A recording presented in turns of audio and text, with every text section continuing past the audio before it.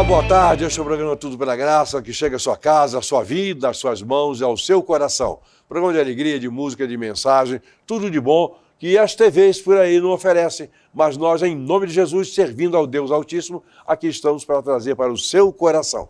Nesta tarde nós teremos aqui a pastora Rosane Paraíso, ela que é psicóloga, gestalt-terapeuta, neuropsicóloga, faz um trabalho muito bonito, grandioso com as mulheres, com as moças, enfim. É uma beleza o seu trabalho e a sua obra. E conosco estará também cantando Lorena Belmont, que cantora, que música, enlevo espiritual puro e beleza musical para enlevo perfeito de nossas almas. Fique conosco, você vai gostar muito. Tudo pela graça de Deus.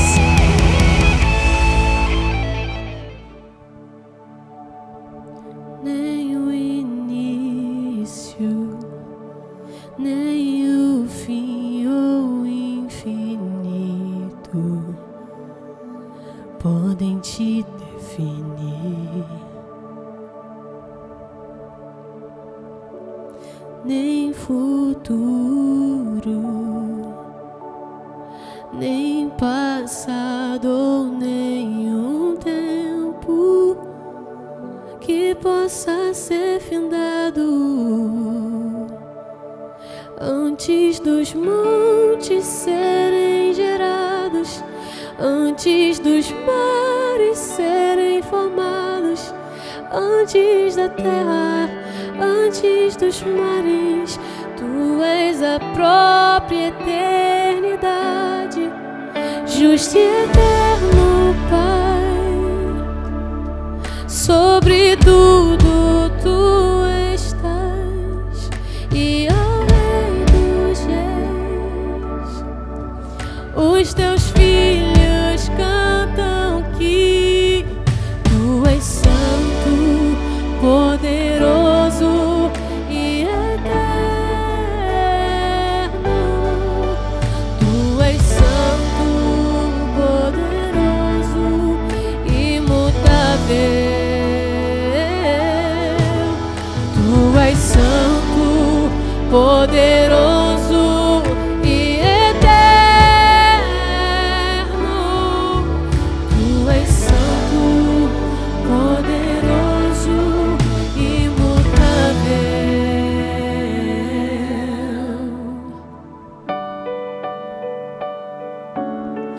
Antes dos montes serem gerados, antes dos mares serem formados, antes da terra, antes dos mares, tu és a própria eternidade. Antes dos montes serem gerados, antes dos mares serem formados, antes da terra, antes dos mares, tu és a própria eternidade, justo e eterno Pai. Sobre tudo tu estás, e ao Rei dos Reis os teus filhos cantam que tu és santo, poderoso e eterno. Tu és santo, poderoso, imutável. Tu és santo, poderoso e eterno. Tu és santo, poderoso, imutável.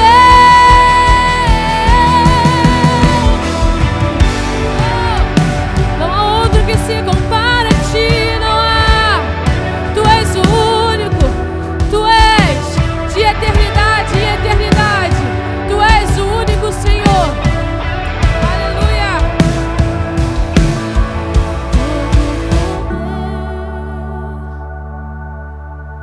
Todo poder,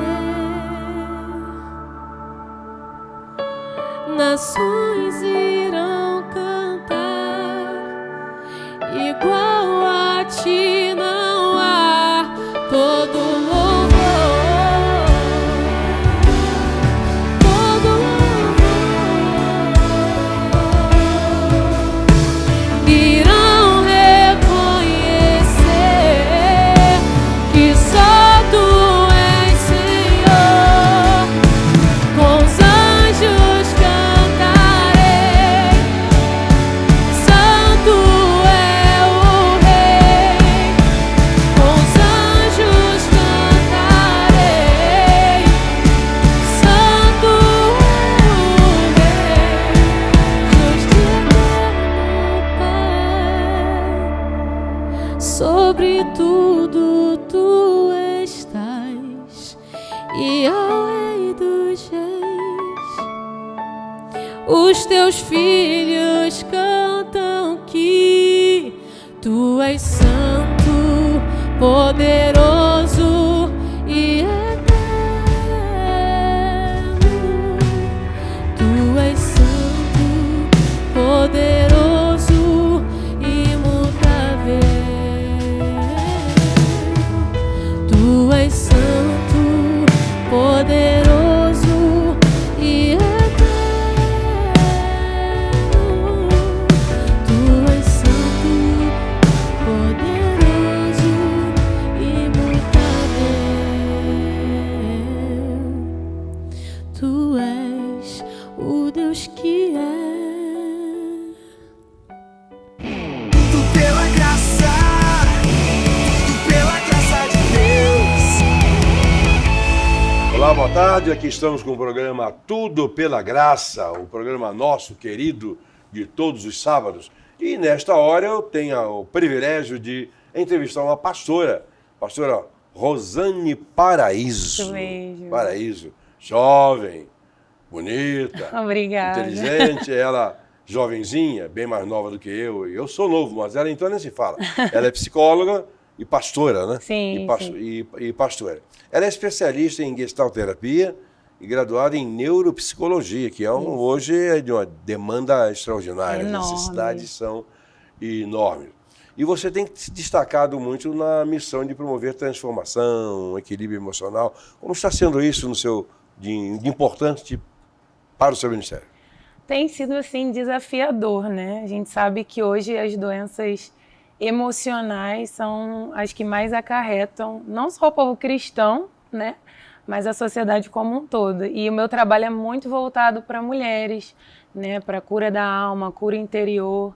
Também atuo muito no ramo com adolescentes, mas o meu público-alvo são as mulheres. Então tem sido desafiador por isso, né? Porque eu atrelo muito a ciência e o âmbito da fé. Né? É claro que as patologias, elas aí estão para todo mundo, né? Sim. Elas não fazem Tem distinção de distinção. credo, nem de cruz credo, quanto mais de credo, né?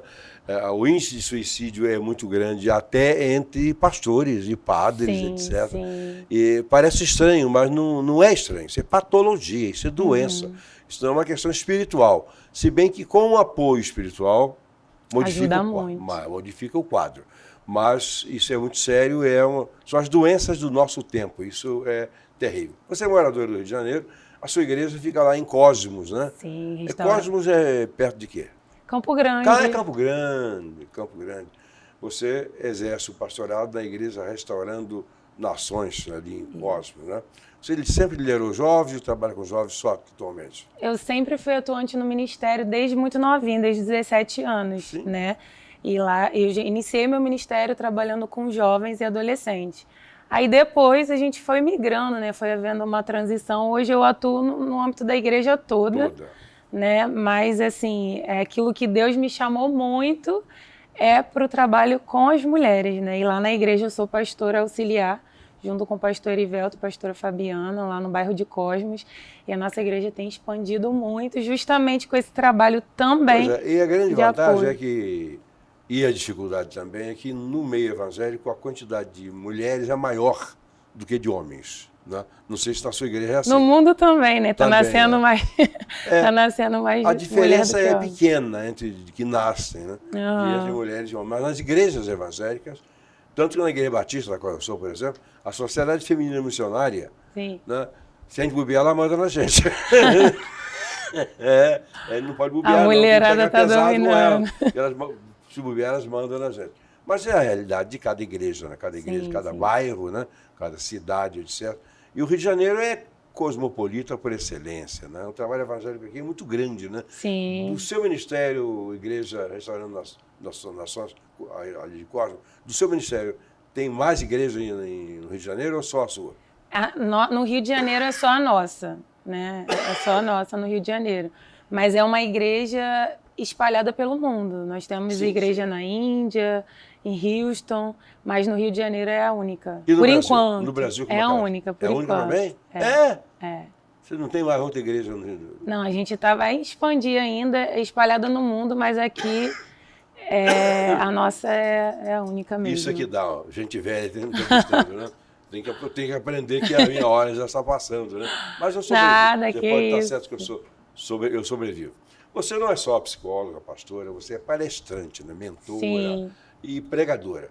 E como é que você consegue administrar toda essa complexidade de atividades?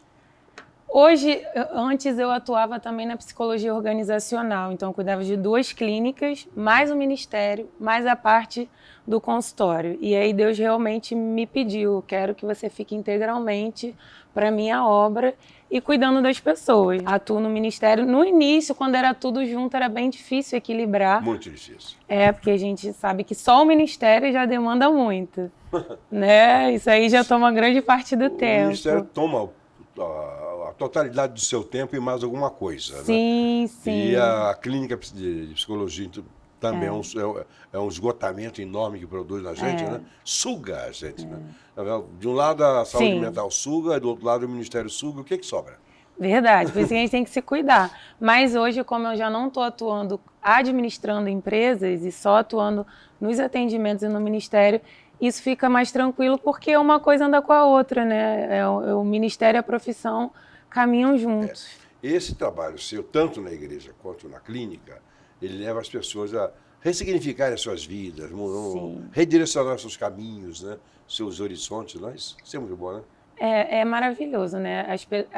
O meu propósito é fazer com que as pessoas enxerguem para além do trauma, para além da dor, né? Trazendo um significado diferente, não só através da ciência em si, porque a ciência ela não consegue suprir o vazio existencial do homem, né? E através dessas palestras que eu vou nas igrejas, nos ministérios, eu atrelo essas 2 coisas e a gente atua de forma mais assertiva, mais profunda. A verdade é que nada substitui as outras coisas. Né? Cada um tem seu lugar, tem seu momento, tem a sua necessidade. Eu trabalhei muito em clínica, a quantidade de esquizofrênicos que eu tratei, se eu contasse em centavos, estaria milionário. Né? Pois bem, muita coisa. Acho que hoje ficaria mais rico ainda. A minha especialidade mesmo eu era psicanalista, sou, né? Não deixei de ser, mas não clínico, mas eu fazia muito a clínica da psiquiatria propriamente dita. Isso não era fácil. Né? Não, imagino. Perdi alguns pacientes, poucos, mas pelo menos 2 se mataram.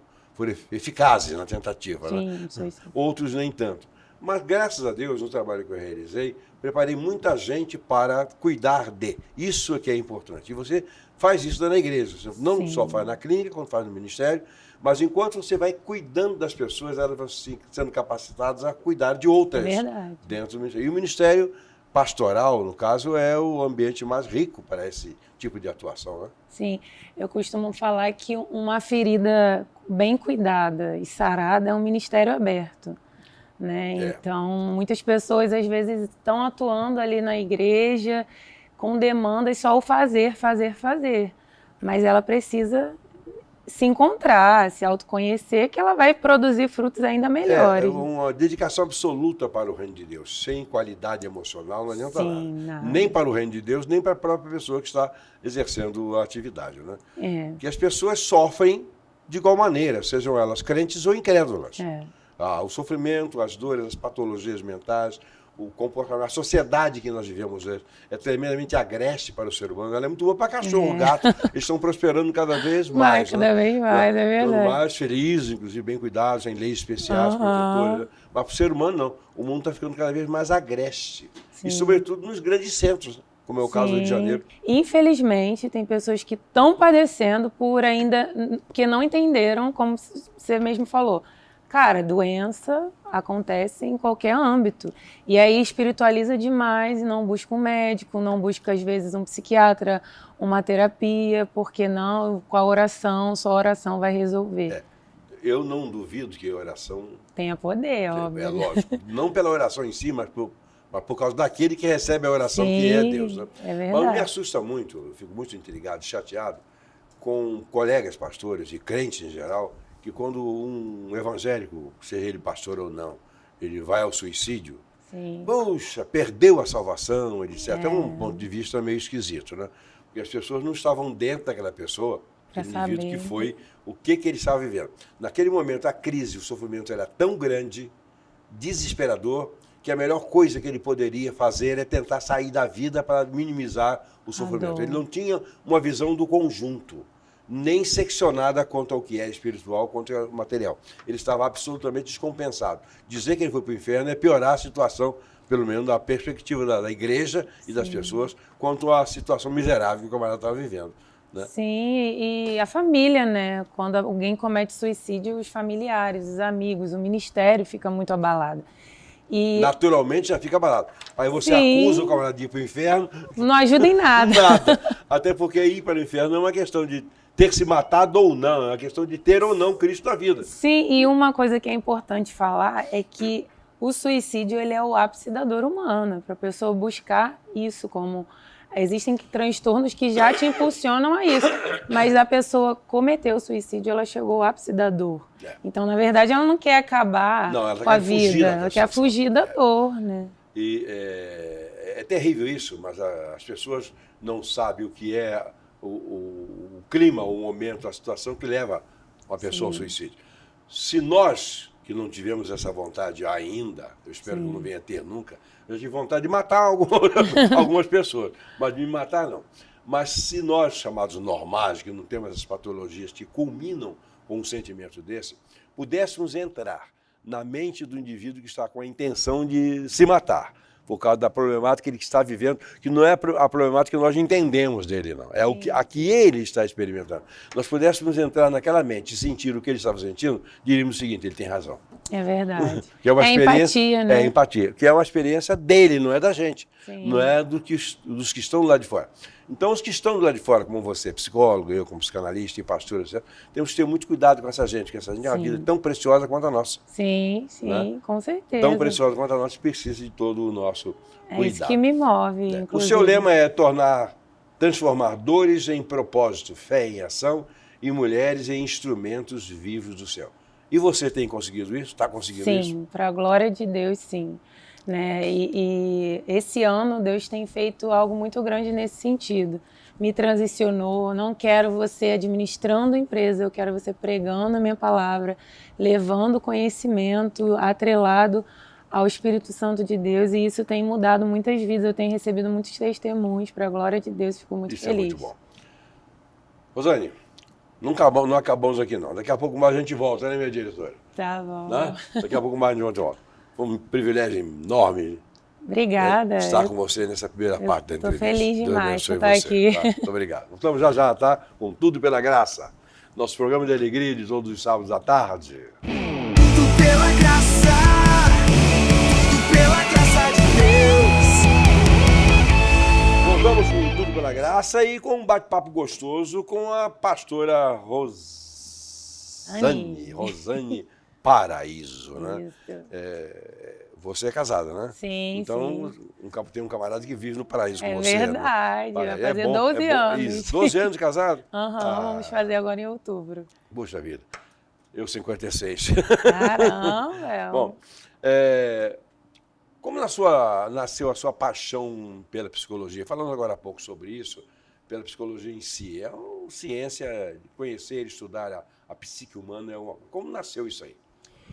Tem muita ligação com a minha história de vida, né? Eu desde muito jovem, pequenininho, já queria ser ou psiquiatra ou psicóloga por conta de uma experiência pessoal. A minha mãe sofreu com depressão durante algum tempo. Eu tenho um caso na família de histórico de suicídio. E como eu acompanhei ali a rotina, ela chegou a ficar estabilizada com os medicamentos, mas como eu acompanhei muito essa rotina, eu falei, cara, eu quero poder ajudar pessoas, né, o máximo de pessoas possíveis com a minha profissão. E aí, muito nova, eu já dizia que eu ia ser ou psiquiatra ou psicóloga. E aí eu mergulhei de cabeça na área da psicologia mesmo. E a área da psi é a mais difícil. Em todo o âmago da saúde, é a mais difícil. Você está lidando com coisas imponderáveis. Você não consegue fazer um raio-x da mente de ninguém. É né? algo muito Você individual. tem sinais, né? Sinais. E às vezes as pessoas escondem esses sinais. Né? Você sabe quantas vezes o dia está bem alegre aqui, daqui a pouco mais fulano se matou. Sim, Mas como é que pode? Estava lá num churrasco, almoçando com a gente, alegre, ri muito, cantando. mas estava naquele momento com dor. Eles escondem, eles mascaram Sim. muito. Isso não é uma questão de fragilidade nem de covardia, é próprio da patologia. Sim, é uma forma de defesa, né? Até ali, de não mostrar sua fragilidade, até mesmo porque muitas pessoas que passam por isso nem conseguem entender. É o que eu ouço muito no consultório, eu tô assim e eu não sei o porquê, não tenho às vezes um motivo aparente, eu me sinto assim. Tanto pode ser endógeno, quanto pode ser um problema efetivamente psíquico, né? E ancorado em patologias neurológicas, e você entende disso, né? Que as patologias neurológicas elas se manifestam como se manifestam e não como deveriam se manifestar. Cada indivíduo tem sua crise, cada indivíduo tem a sua sensação do problema, isso é terrível. Agora, como equilibrar aí a atuação como psicóloga? Você atua na clínica, hoje está se dedicando mais na clínica no Reino de Deus, né? E a sua vida de pastora e líder aí, porque é um ambiente... A sua igreja é grande? É uma igreja grande, está crescendo ainda mais. Então o número de problemas vai aumentar cada vez mais e mais. Vai. Isso não é maldição, não, é fato. É um fato, né? Crescimento vem atrelado a problemas, né? Hoje é mais tranquilo, como eu falei, eu acho que quando eu administrava empresas, era muito difícil, porque eu tinha que dar conta de vários funcionários. Eu amo desenvolver pessoas, então eu trabalhava muito com a psicologia organizacional também. Hoje, com o ministério e a clínica, é algo que flui naturalmente. Não estou falando que não tem uma demanda, mas eu tenho paixão, eu tenho prazer. E teve um momento da minha vida que eu me peguei administrando a empresa. Eu falei, cara, isso aqui não é para mim. E realmente ali estava me sugando muito. Na empresa tem um pessoal mais ou menos nivelado. É bem diferente, né? A igreja não, a igreja é uma salada. Ali você tem tudo, você tem problemas de toda a natureza. Problemas existenciais, problemas espirituais. Sim, espirituais, são bem seríssimos, pesados né? às vezes. E as pessoas falam, mas não tem nada a ver uma coisa, o mental com o espiritual. Não, o espiritual é mental. Jesus foi perfeito, né? Em criar o homem, é corpo, alma e espírito. Corpo e alma e espírito. Não tem como separar uma coisa da outra. Né? Sim. Até porque o que é espiritual é também mental. Sim. Né? É lógico. Qual é a lógica do que é espiritual? É a lógica daquele indivíduo, daquela qualidade mental que ele apresenta. Quais são os maiores desafios em liderar jovens, por exemplo, hoje, adolescentes e mulheres aí? O que você acha pior? Cada fase é um desafio. Acho que o adolescente ele está vivendo o luto da infância, né? E chegando a uma outra etapa da vida. Então, o mais difícil para ele é aquela questão do pertencimento. Ele precisa se sentir bem, pertencer a algo. Então, os papéis familiares já saem um pouquinho de cena. Vou dizer uma coisa também. Os problemas edipianos não resolvidos, né? Não ajustados, aí complica mais a vida dele. Então, os adolescentes é difícil por conta dessa questão. Mas, assim, de forma resumida, das 3 esferas, é a falta de identidade.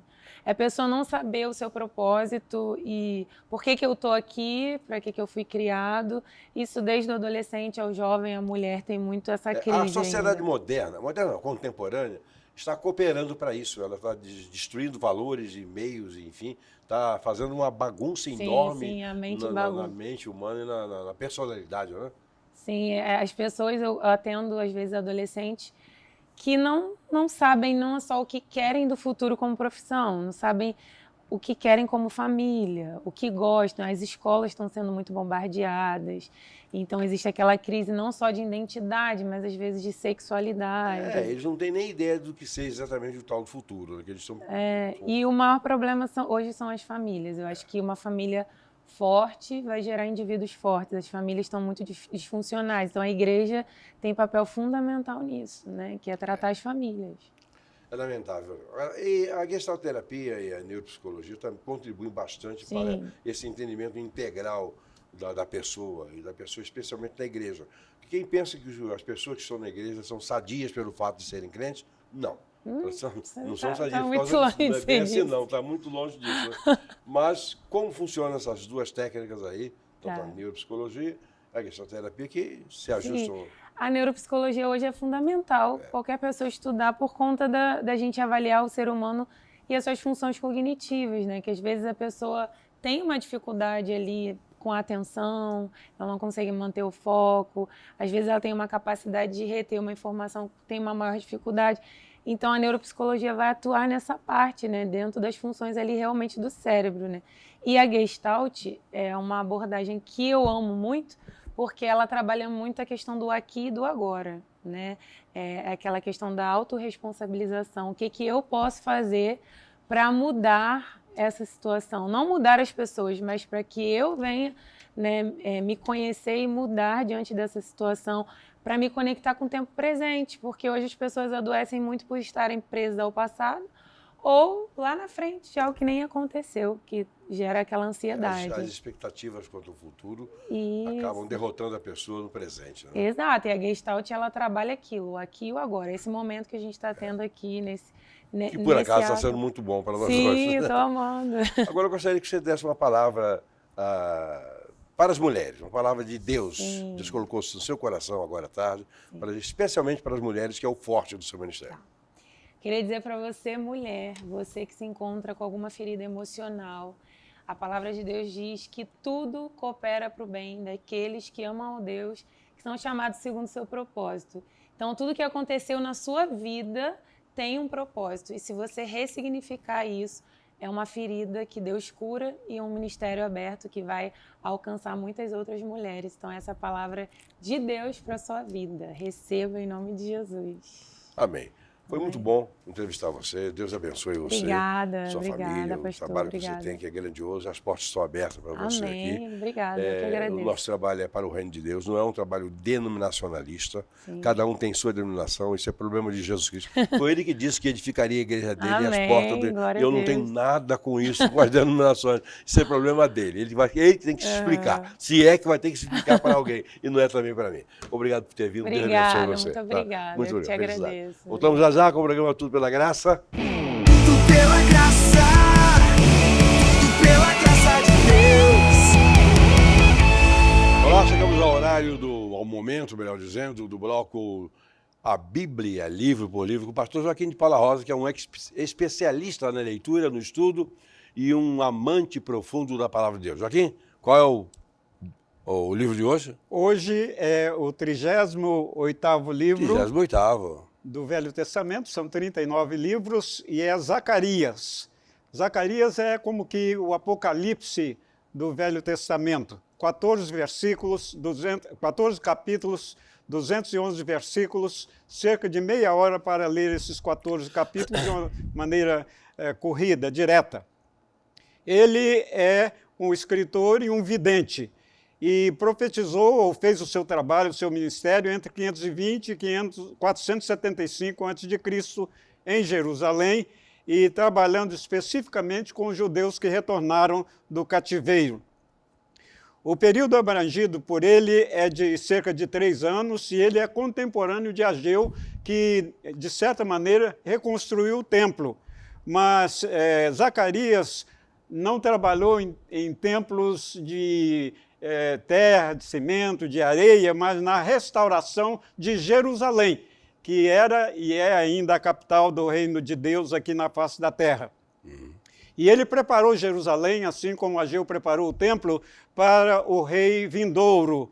E o verso-chave deste livro de Zacarias está no capítulo 8, verso 23, que diz assim: Assim diz o Senhor dos Exércitos: naquele dia sucederá que 10 homens de nações de todas as línguas pegarão na orla das vestes de um judeu, dizendo: iremos convosco, porque temos ouvido que Deus está convosco. A palavra-chave desse livro é restauração, e a pessoa principal, é claro, é Zacarias e o governador da Judéia. Cristo Jesus é retratado nesse livro como o rei de Sião, como o ramo da árvore. E o verso-chave que nós vamos analisar, esse 8:23, trata exatamente da convocação de homens, mulheres, de todas as tribos, línguas e povos da terra para habitarem a Jerusalém celestial. Aqui, no presente, especialmente no mundo ocidental, a gente faz viagens à Terra da Promessa, à Terra Prometida, a terra do mundo bíblico, para conhecer os lugares onde Cristo andou, especialmente na Palestina, e os apóstolos nos demais países que foram evangelizados no 1º século e no 2º século.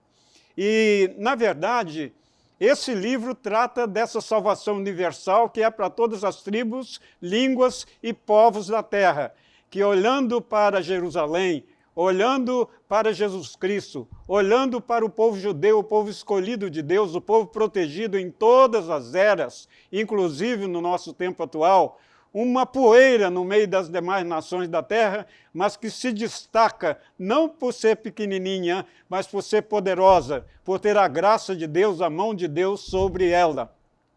E essa Jerusalém que nós visitamos aqui no planeta Terra, um dia ela descerá dos céus quando houver um estrepitoso estrondo e a terra e tudo que nela há se implodir e surgir um novo céu e a nova terra, a Jerusalém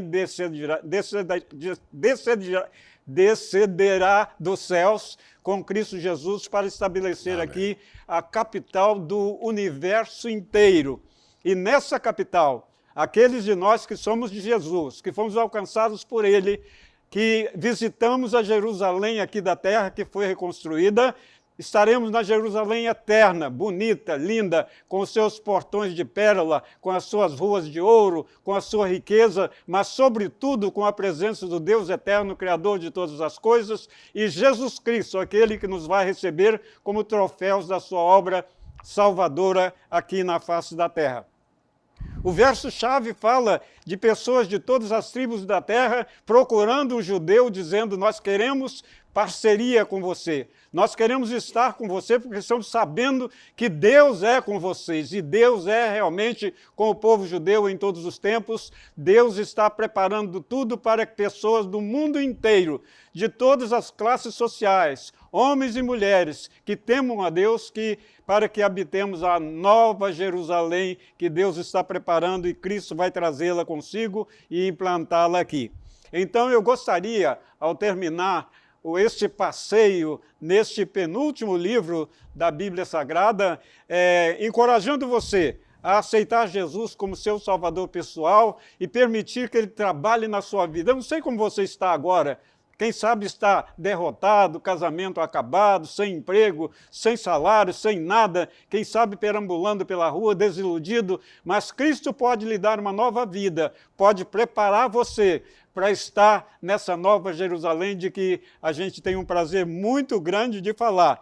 E esse profeta Zacarias, falando dessa cidade, se assemelha a João, cá no Novo Testamento, quando estaremos tratando em tempo futuro, quando ele teve uma visão dos céus, mostrando como será a nova realidade em que você e eu vamos morar, desde que, em primeiro lugar, estejamos agarrados nas vestes de Jesus Cristo, na mão dele, porque só por ele a gente pode chegar nessa Jerusalém, como diz a palavra de Deus, ele mesmo dizendo: eu sou o caminho, a verdade e a vida. Ninguém vem ao Pai senão por mim. Então, se você quiser não só visitar a Jerusalém do nosso tempo, aqui, dessa era em que estamos vivendo, mas, sobretudo, viver na Jerusalém celestial, aceite Jesus como seu Salvador pessoal, faça dele o seu Senhor, faça a obra dele e se prepare para estar com ele na eternidade, como todos vamos estar, desde que sejamos fiéis até a morte. Deus nos abençoe, Deus abençoe você.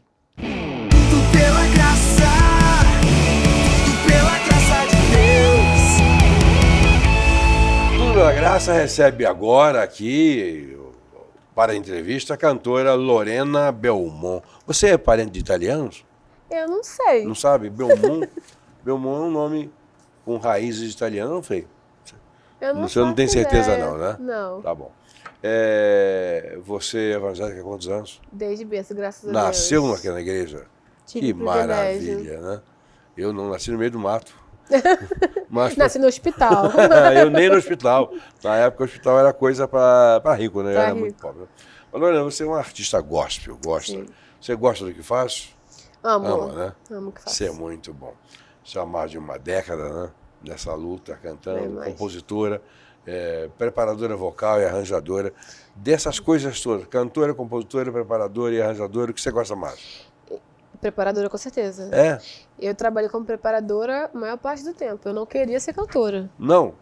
Não, mas eu levei um puxão de orelha. Quem puxou? Deus. Deus. E você já se acostumou a cantar? Já. Tá gostando de cantar?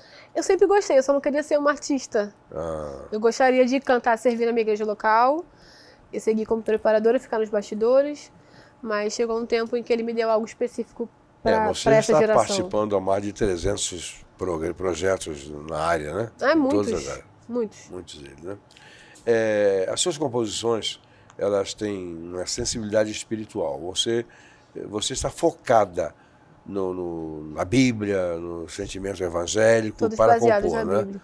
Eu estive ouvir essas suas canções e percebi que elas estão bem fundamentadas na lógica espiritual, diríamos Sim, assim, sim. né? Isso é muito bom. Em 2024, você integrou o casting da Save Music, né? Onde lançou o seu EP autoral Tudo Novo. O que você diz desse Tudo Novo? Lançamos agora em 2025. Eu integrei o cast em 2024. Certo. Lançamos agora em 2025, em setembro. Esse EP foi uma luta minha com Deus, de verdade, assim. Porque, como eu te falei, eu não queria ser cantora, então já tinha esse processo. E quando eu finalmente cedi em obediência, eu queria mandar no que eu ia cantar. Tá certo. Eu queria cantar sobre adoração. Eu queria cantar pra ele, diretamente pra ele, aquelas coisas que eu não sabia. Eu, na minha lógica limitada, né, de ser humano, achei que eu poderia cantar sobre ele. Mas Deus tem algo para essa geração e ele me entregou para poder falar. E Ele quer ganhar essa geração. sim. E ele me disse que o meu tempo como sacerdote precisava ser não pausado, nem parado de alguma forma, mas que eu ia começar a atuar como um profeta. E eu queria levar o povo à adoração e queria levar o pessoal e vamos, galera, vamos adorar. É daqui pra cima, adoração direta ao Senhor. E ele queria me usar para poder falar da boca dele ao povo e eu não queria deixar. Pois Então demorou Mas um ele pouco. manda, sabe? Ele manda. Ele tem mania de mandar. Ele é autoritário, Graças a Deus, né? ele é autoritário. Ele não segue as nossas lógicas, não. Ele segue Manda a dele. quem pode. E obedece quem tem juízo, né?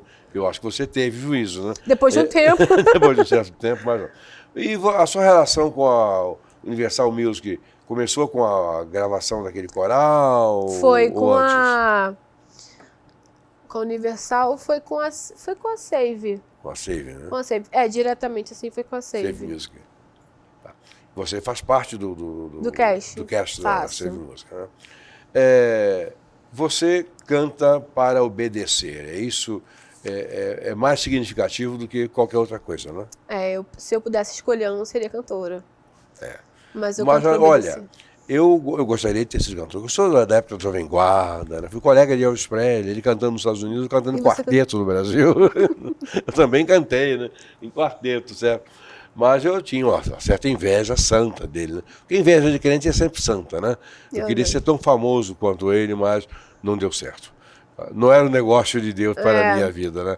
E o bom para as nossas vidas é o que Deus quer, não o que a gente deseja. O que a gente deseja tem a ver com a nossa expectativa de vida, com os nossos sonhos irracionais, com a carnalidade. Tudo isso é normal, porque somos seres humanos, nós não podemos ser diferentes do que somos, na verdade. mas ele tem projetos maiores para nós sempre. Graças a ele. Você começou a sua trajetória profissional ainda na adolescência, bem jovem, né? Sim, não recomendo pra ninguém. Não, por quê? Comecei a dar aula muito nova. Eu tinha ali entre 13 e 15 anos. Então, eu com 27 já dei muito tempo de aula. Hoje eu tô cansada. Pois, eu cansei também, sabe? É pouca diferença de idade que a gente tem. Quase nada. Até porque eu tô começando a vida agora, Tá começando né? agora. Você tá vendo que eu tenho um cabelo pretinho, Sim. certo? A Tá fisionomia nascendo o cabelo ainda. tá nascendo lentamente, né? Quase não Mas o nasceu. ritmo que nasce e cai não está regulado, entendeu? Cai mais do que nasce, certo? Mas eu mantenho ele preto. Ó, nem saiu barba ainda. Não, a barba eu raspo. Agora, o cabelo eu faço questão de manter o preto. Às custas do laboratório da Colotus. Mas ele mantém sempre o cabelo preto bonitinho. Você faz parte você é membro da Ordem Brasileira dos Músicos. Sim. Isso muda muito na sua... Hoje nem tanto. Mas quando eu estava ativa mais ali de 18 até uns 23, 24, quando eu estava trabalhando bastante com preparação. Sim. E saindo mais, tendo que atender algumas pessoas para fora, alguns cantores, sim. Porque surgiam oportunidades tipo assim, atender alguns cantores em navios, ou trabalhar fora do Brasil, lá para ser Nas reconhecido. excursões, você viajou? Não, eu não fui. Não foi. Deus não deixou, tu acredita? Não tá deixa. Não me deixa. Não deixa porque ele lembra Não. daquele navio inglês que afundou. Ele então não ele me tá deixa poupando porque eu você. acho... Mas ele me guardou, tenho certeza. Tenho certeza. Mas, assim, para ser reconhecido lá fora como músico, eu tenho que ter uma carteirinha da ordem. sei. Aí eu tinha, né? Como eu trabalhava com isso para ser excelente, eu tinha. Fez muito bem. Você dirigiu o coral especial de Natal e Ano Novo da Save Music, né? Foi. Foi Fiz o uma experiência arranjo. marcante. Foi muito legal. Foi muito divertido. Ficou muito lindo, você viu? Vou te mandar depois pra você ver. Manda que eu Mandar. mando. Ficou muito bonito. Foi uma experiência intensa, não foi? Foi, mas eu faço arranjo para coral e faço musical há muito tempo, desde nova também. Então ali foi mais tranquilo. Em Que são termos de todos, arranjo eu não faço nada. são- Só desarranjo. são, Desarranjo é comigo. são todos cantores na Save. Certo. Então foi mais fácil. Lógico. E igreja, quando eu era mais nova, tinha que fazer um musical com teatro, dança E e com can- gente que não entendia nada de com música. gente que estava ali para servir. Aí você só. pode E tirar quem aí quer servir. É problema, porque eles não aceitam a A gente orientação, já fez muita coisa. acham que já são perfeitos e não são. Mas essa participação sua nesse trabalho do coral foi algo marcante na sua vida. Foi. Foi lindo demais. Me senti muito honrada de ter sido convidada. Ana, Deus abençoe você, seu ministério. O Ministério da Obrigada. Música é fantástico, eu gosto da música. Só cantei em quarteto. Né? Eu só fiz um solo na minha vida. Fui pregar numa igreja em Campos do Goitacazes e me meti a besta em cantar uma música. Eu me arrependo até hoje. Porque tenho consciência que foi um desespero. Me Mas faltou um preparador. faltou preparador e faltou também. Eu não nasci para isso. Cada um nasce para uma coisa. Preparador e um senso. Né? Cada um nasce para uma coisa. Eu sou pregador. Benção. Sou jornalista, sou profissional de saúde, sou psicanalista, etc. E nisso tudo me dei bem. Ou melhor, não me dei tão mal, né? Tô bem. Parabéns por você, seu trabalho, Lorena. Deus abençoe você, sua Obrigada. família. Tá? Sucesso. Amém. Não desista da música, porque é para a honra e glória de Deus. Tá? Amém. Eu entrevistei Lorena Belmont, uma cantora maravilhosa ao serviço do reino de Deus. Voltamos já já. Tudo pela graça de Deus.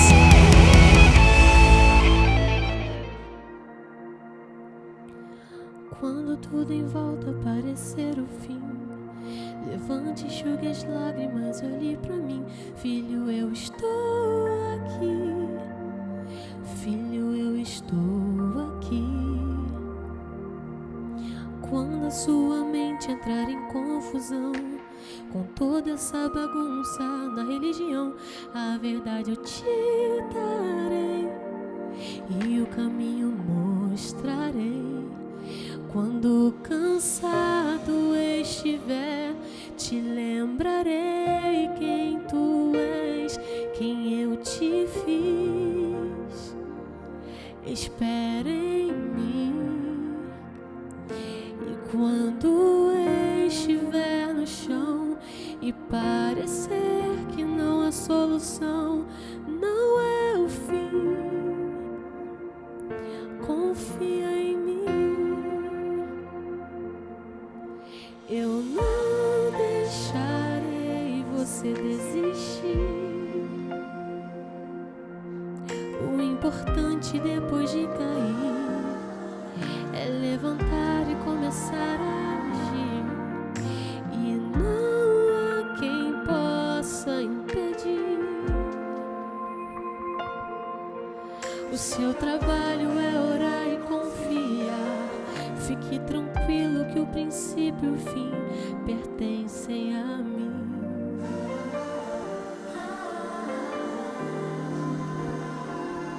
Quando cansado estiver, te lembrarei quem tu és, quem eu te fiz.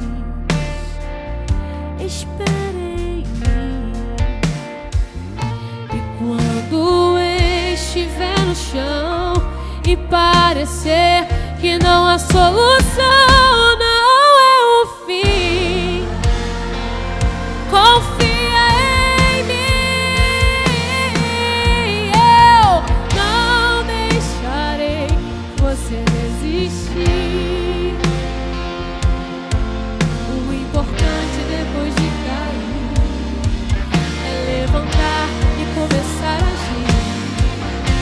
E não há quem possa impedir.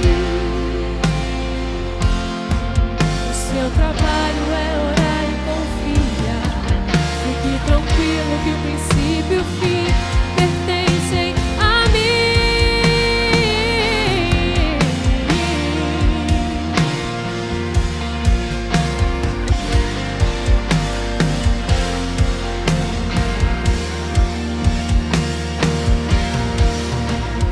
Na sua fraqueza eu sou força. Quando rola o choro, cada gota eu transformo em fonte a jorrar. Vida abundante transbordar. Eu sou o Pai que não te desampara. Levanta. Eu não deixarei você desistir. O importante depois de cair é levantar e começar a agir. E não há quem possa impedir. O seu trabalho é orar e confiar. Fique tranquilo que o princípio pertence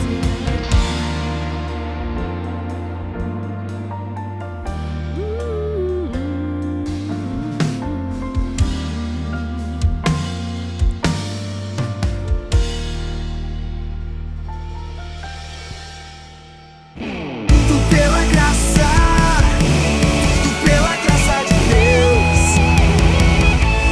Olá, tudo pela graça, é o programa de sábado, todos os nossos sábados, aqui estamos eu, o pastor Henrique Araújo, e o bloco é Li Gostei. Vamos para Li Gostei de hoje? Perfeitamente. Vamos? Beleza.